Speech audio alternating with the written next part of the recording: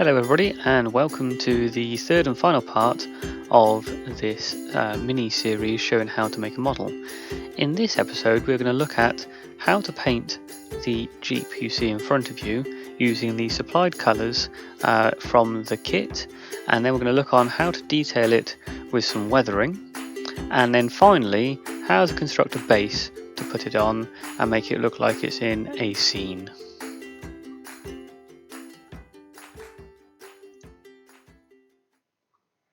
After laying out the work area with the pots of paint and setting up my colour scheme, I'm now going to start off selecting the first paint, which is number 86, the khaki colour. Upon opening it, I discovered that it's actually gone almost rubbery, and you can see I'm trying to get some paint on the brush, but nothing's actually happening. This is not a problem, as this is a water-based paint, and with some water added using the paintbrush should fix the problem.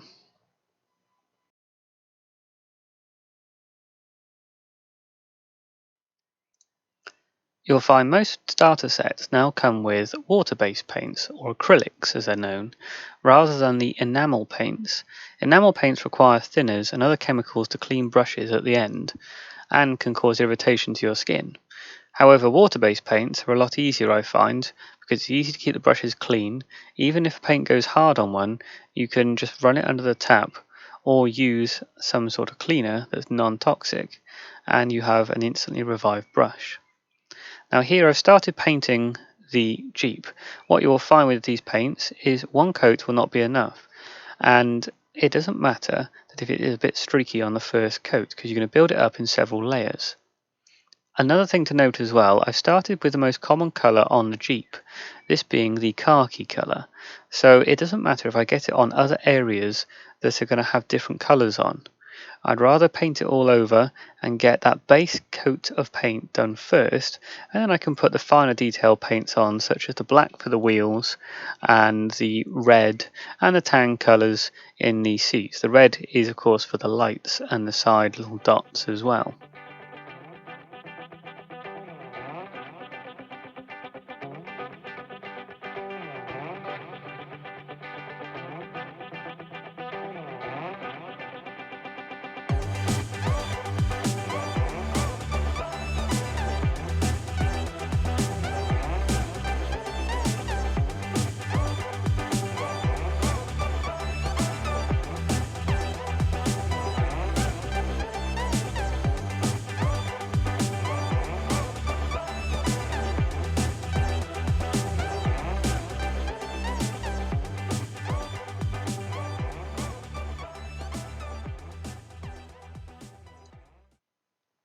And there we are, we have the completed base layer. 2 layers of paint on this one seem to be sufficient enough. You'll notice that there's paint all over the wheels and on some areas inside, like on the seats, where it needs to be painted a different colour. But this doesn't actually matter, as we're now going to paint over using the other colours, such as the tan, to cover this up.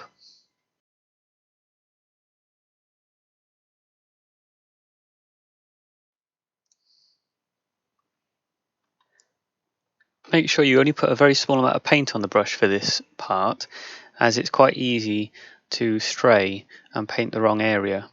Here I'm painting the seat surfaces in the tan colour. Now if you do happen to go over where you should, that's great. If you happen to go over a bit further and paint some of the green area which shouldn't be painted tan, don't worry, leave it, don't try and wipe it off. Just carry on painting the rest of the tan, and you can go back later and you can paint over the area that's gone wrong. So don't try and correct it straight away, otherwise you end up with a big blobby mess.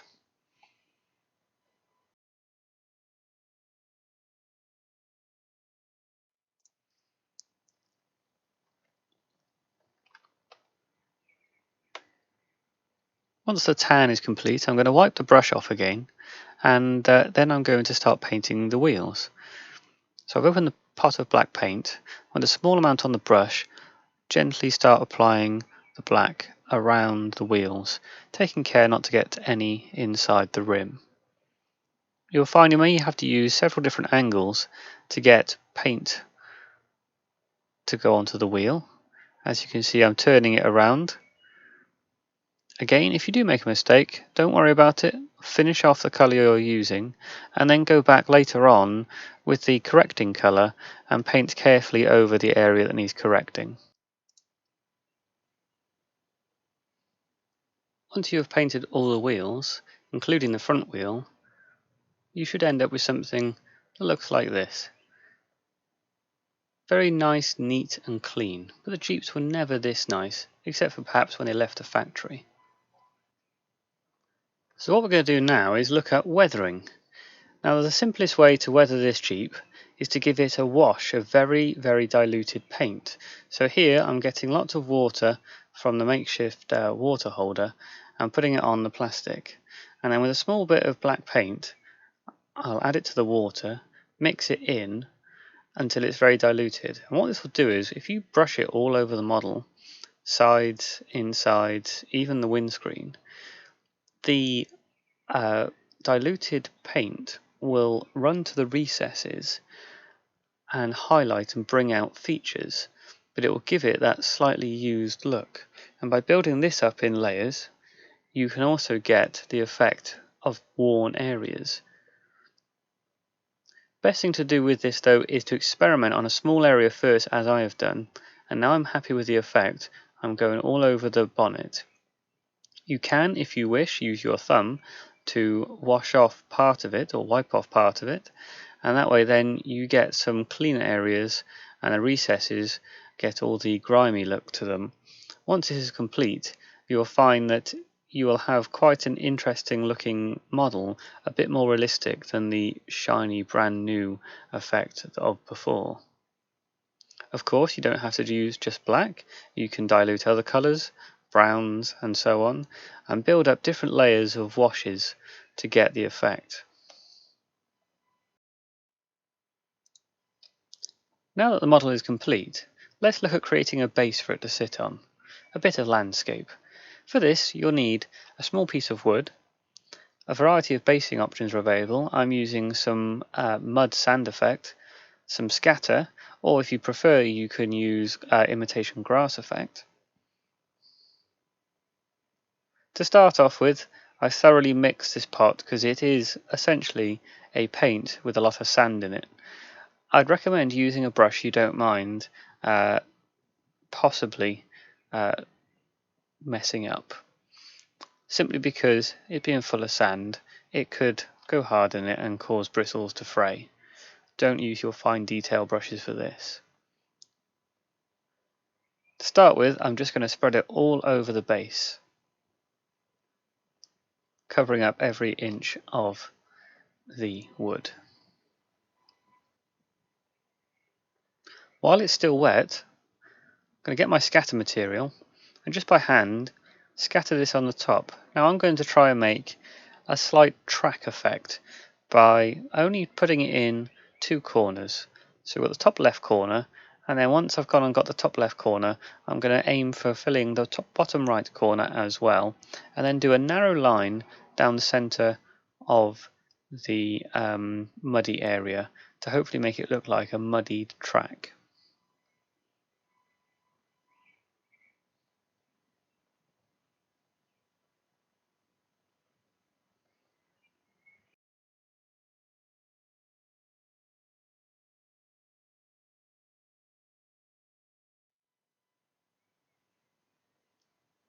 Now this is complete, the next thing to do is to gently dab down to make sure that it all sticks. You can of course use a spray glue on top as well. This can get a little messy, so make sure you're in an area where it's not going to affect anything such as carpets.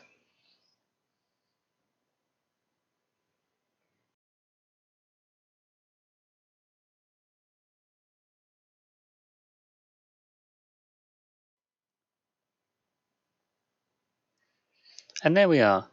The base has now got its first layers on.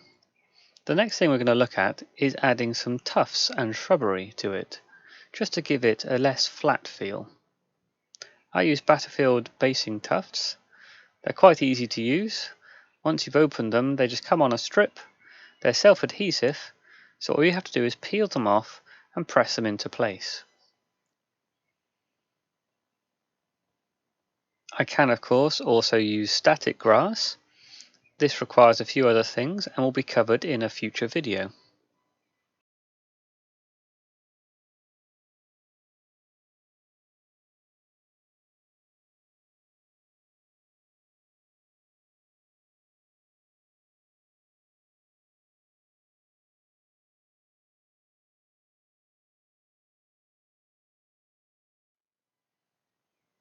And there we have it, all the tufts on.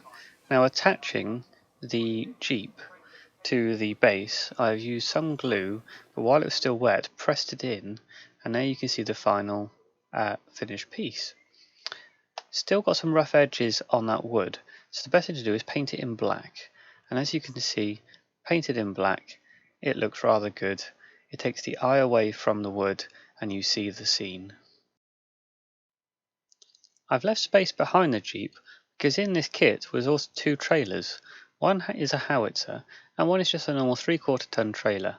So I intend at a later date to add these into the scene as well, and maybe even some figures and a tree or two.